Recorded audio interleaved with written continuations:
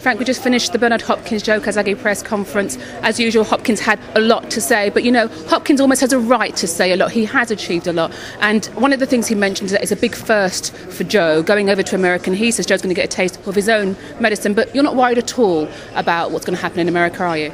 No, I mean, if I didn't feel that Joe could win the fight, I wouldn't have made the fight.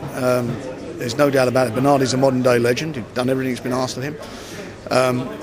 He's 43 years of age. He's in immaculate nick, as we say in Britain. He's in great shape. He really fancies a job. It's a fight we've been trying to make for 6 years. I think Joe Kazagi has the tools to beat Bernard Hopkins. I think he's got, although Joe's 36 years of age, I think that Joe's hand speed, I think his work rate, his power, he's got a great chin, he can punch. I think it would be too much for Bernard. And Joe's certainly not fazed about now boxing Bernard in Vegas. Obviously, it goes without saying, if you whatever sport you do away from home, whether it be soccer or boxing, you always have you worry about hometown decision. But I don't think that's going to be the case this time. I think that Joe, if he doesn't win this fight well, then he won't deserve it.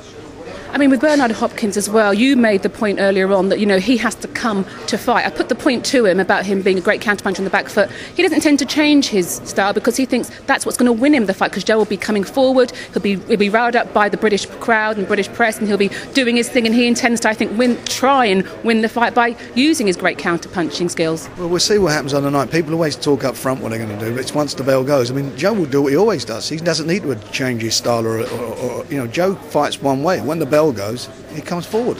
That's all, and throws punches, has a great work rate, and looks for a fight.